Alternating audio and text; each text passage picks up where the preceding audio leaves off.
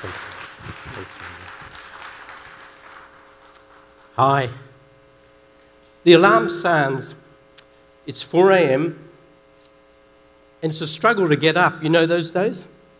I get dressed, grab my camera gear, and I start the 4-mile hike along the beach to the morning's location.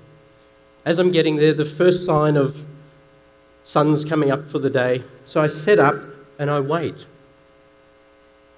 Now, over the next 30 minutes, the scene is transformed into something that is truly breathtaking. It's a reminder to me that there's no prize for staying in bed. You see, I spend my life chasing colours, searching for the right light at the right time to capture some incredible moments. Now, light is the key to photography. It's the thing that makes a difference. It transforms the ordinary into the extraordinary. But light is fleeting. So that means that I can spend long periods of time where I'm set up and waiting to experience just a few moments, sometimes just a few seconds of inspiration. This is a beautiful spot in Arizona called Antelope Canyon, and it's a great example of this because just for a few months of the year, when the arc of the sun is just right, and then only around midday when it's at its highest, and then when there's no cloud cover, and only then, for about 20 to 30 seconds, do these incredible streams of light appear. And they transform Antelope from a dark and ordinary scene into something that is truly majestic. Now, if I hadn't been there, set up, prepared, and waiting, if I had been just 2 minutes later, then those light streams would have appeared. Antelope would have been transformed, but I would have missed the moment. As we capture these moments where light is just right, the next challenge is to bring your own unique perspective to that. Because you see so many photographs, don't you? And they look the same. They could have nice light, but you've seen the same photograph millions of times. And what happens is that, I think as a photographer and in life, we get trained to follow the rules, to apply the principles, and to stay within the guidelines. And all of that helps us to achieve mediocrity. Now, this is a little rock in the middle of Australia where I come from. You might have heard of it. It's called Uluru, maybe more commonly known as Ayers Rock. It's 6 miles around the base. It's 1,100 feet high, so it's bigger than the Golden Gate Bridge, and it's one rock. So now this is one of the most photographed icons in Australia. Literally thousands of people show up for sunset every day and sunrise to capture the colours on the rock. So how do you bring a unique perspective to something that's so iconic? So in my case, I decided that I wanted to be the first to photograph it in the middle of the night, with the only light source being 1 million incredible stars. So now this photograph has been well publicised. It's been seen by hundreds of thousands of people. And what it is, it's my unique perspective on the spiritual heart of a nation. Now, my perspective is constantly challenged as I travel. I meet people who live such different lives to me, who have a totally different view on the world. And as they let me into their world, even just for a short time, it alters my perspective. It changes my horizons. And not only are my images changed by that, but my life is changed by that.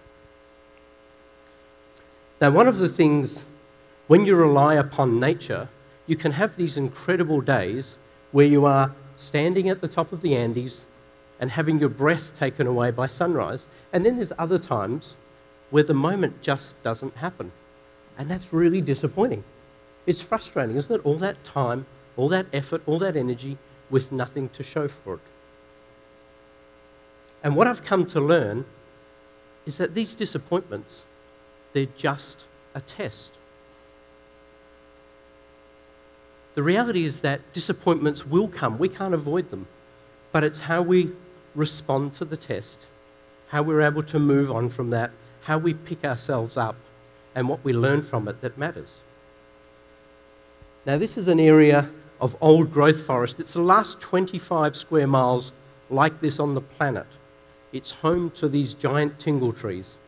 Now, I've been trying for years to capture a photograph here, and every time I've gone, my timing has been just wrong.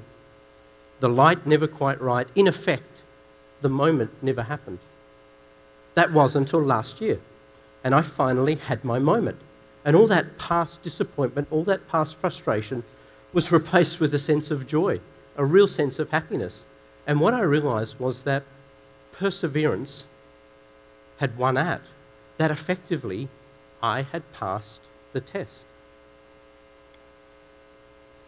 Now picture the scene. You are in a 20-foot boat in the middle of the Indian Ocean off a remote island, and you're searching for the biggest fish in the sea. Now it's called a whale shark. These are amazing creatures, and they grow to over 40 feet in length. They are the gentle giants of the ocean.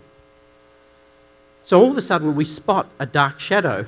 I've got my diving gear on. I quickly jump over the back of the boat. The guys pass me my camera. I go to swim off, and my fin is jammed between the outboard and the back of the boat. At least that's what I thought. So I turned around, and to my surprise, my friend here, who's a 10-foot grey shark, has got hold of my fin. I grab my camera and I bop him on the nose. He lets go, and here we are looking at each other face to face. Now, I've got some choices to make. It's pretty obvious. I can choose to quickly get back in the boat. Some people would never have got out of the boat because this area is well known for these guys.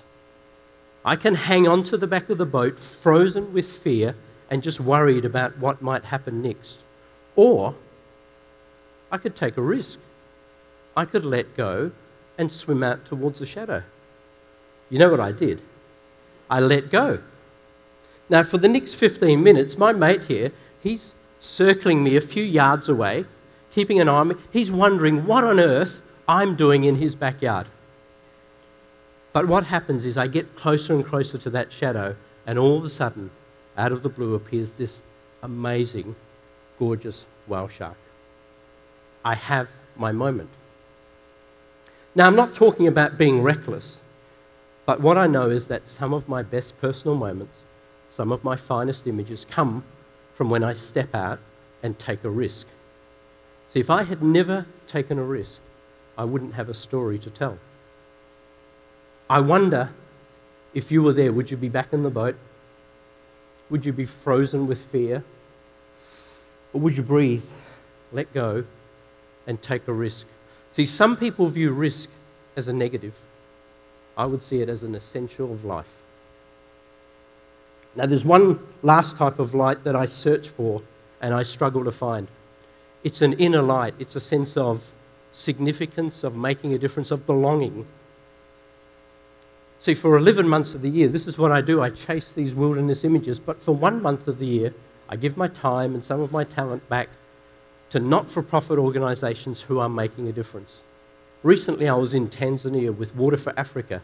They're putting wells into remote villages, and they're helping families who have the plight of losing one child every 21 seconds from a lack of water or water-related disease. Can you imagine? One child every 21 seconds. So what I've come to learn is that this dream that I have of chasing colours, of finding that elusive light, has to be about more than me and my images. And working with people who are amongst some of the poorest of the poor in the toughest of conditions has brought colours into my world that I could never have imagined.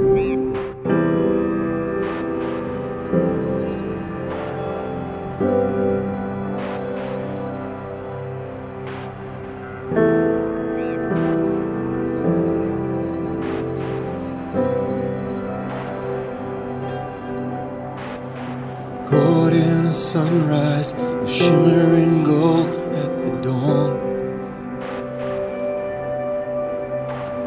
The sky and the wind breathe a sigh out across the still morn. Softer than shadows and whispers of blue, there in the mystery, calling for you. Creation awakens again as a new day is born. So open your eyes and look for the light. It's burning with brilliance, much brighter than you've ever seen. It's heaven and earth, they collide in a kiss where the oceans rise. In a moment, you know you're alive as you wake from your dream and look for the light.